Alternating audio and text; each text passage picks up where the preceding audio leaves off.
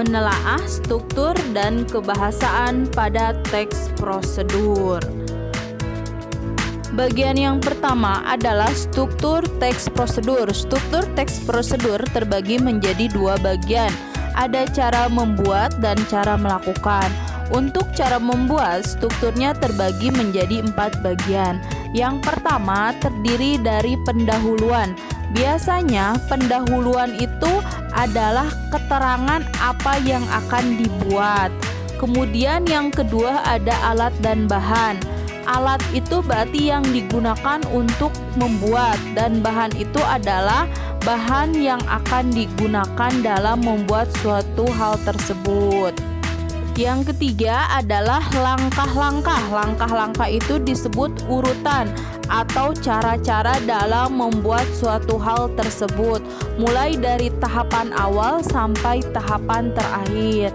Kemudian barulah bagian keempat adalah penutup.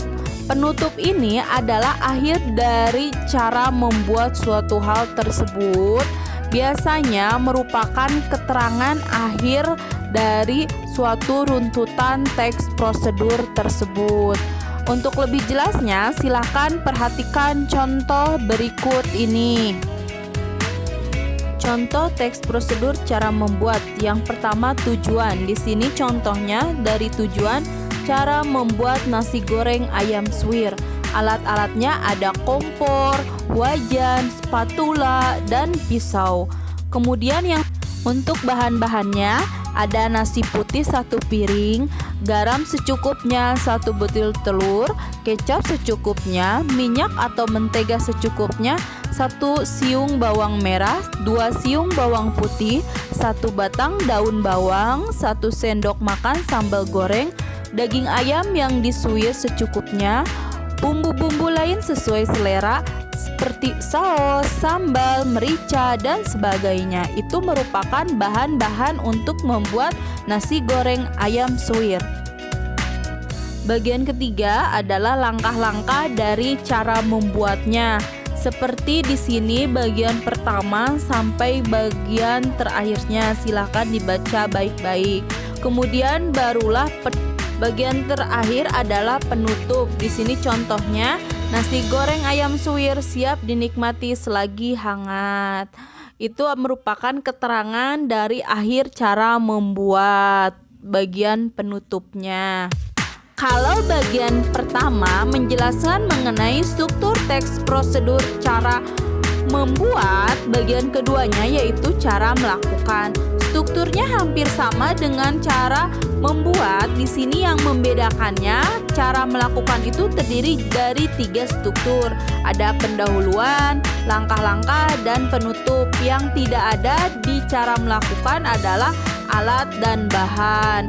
Contoh teks prosedurnya misalkan cara melakukan sebuah tarian, cara melakukan sebuah senam, itu bisa dibuat menjadi sebuah teks prosedur.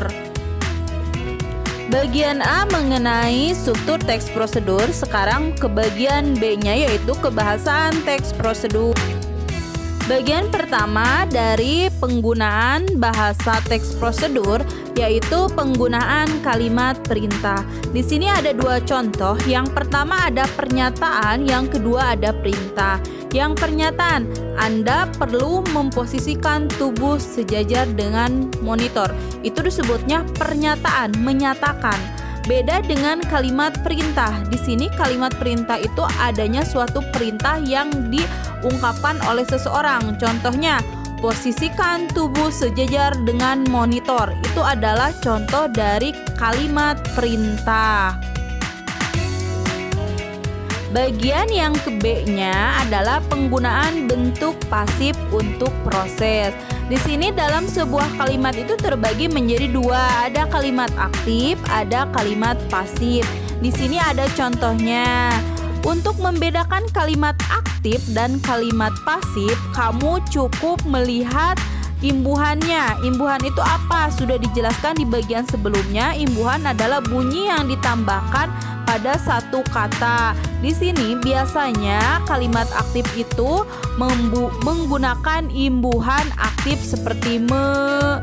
Nah, itu disebutnya imbuhan aktif, sedangkan yang pasifnya seperti menggunakan imbuhan di. Di sini contohnya sendiri kalimat aktifnya.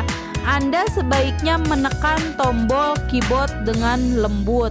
Itu disebut kalimat aktif karena orang yang bersangkutan menggunakan secara langsung.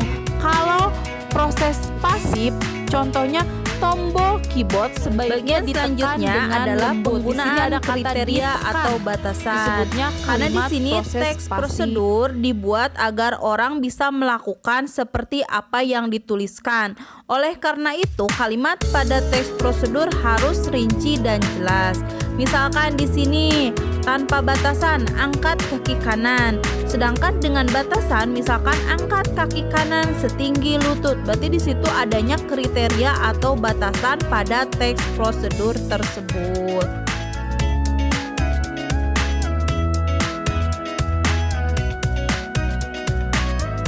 Kegunaan dari bagian C ini sendiri adalah agar yang digunakan atau diikuti oleh orang lain secara rinci dan jelas, batasan-batasannya dengan sangat jelas. Bagian D-nya penggunaan kata keterangan cara, keterangan alat, dan keterangan tujuan pada teks prosedur.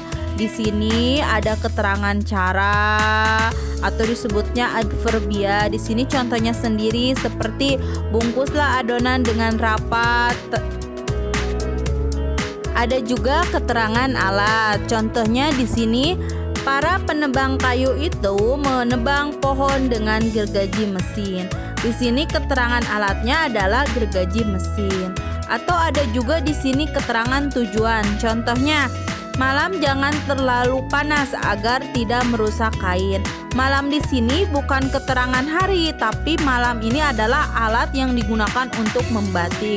Di sini ada tujuannya. Tujuannya jangan terlalu panas agar tidak merusak kain. Itu disebutnya keterangan tujuan. Ada juga keterangan derajat atau kualitas. Misalkan setelah dicelup, angkat kain secepatnya. Berarti di situ ada kata secepatnya. Kemudian keterangan syarat. Di sini bisa dilihat dengan baik-baik apa keterangan syarat itu. Contoh dari keterangan syarat, misalkan jika malam yang digunakan pada cutting terlalu panas akan merusak kain. Ada juga keterangan akibat, misalkan goreng adonan hingga kecoklatan, itu disebutnya keterangan akibat. Bagian kelima atau E, penggunaan kalimat saran atau larangan. Bisa kamu perhatikan atau baca baik-baik di sini dari bagian awal sampai bagian terakhirnya. Silakan dibaca dengan seksama. Ada juga bagian keenamnya penggunaan kata penghubung, pelepasan, dan acuan. Misalkan menggunakan kata penghubung dan di sini. Dan kata penghubung seperti kemudian, sekarang, berikutnya, setelah ini, itu disebutnya kata penghubung. Atau juga di sini ada kata pelepasan dan kata acuan. Barulah bagian terakhirnya adalah penggunaan akhiran i dan akhiran kan pada teks prosedur. Di sini ada akhiran i dan akhiran kan, contohnya seperti taburi roti yang sudah masak dengan keju parut, atau akhiran kannya taburkan keju parut pada roti yang sudah matang. Nah, itulah struktur dan kebahasaan dari teks prosedur. Apa ada yang mau ditanyakan dulu? Atau kamu masih belum paham? Kalau kamu masih belum paham, silakan kamu pahami lagi videonya dari awal, atau kamu boleh juga baca-baca buku pelajaran atau LKS kamu, atau kamu cari buku-buku referensi yang lain mengenai yang berhubungan dengan teks prosedur.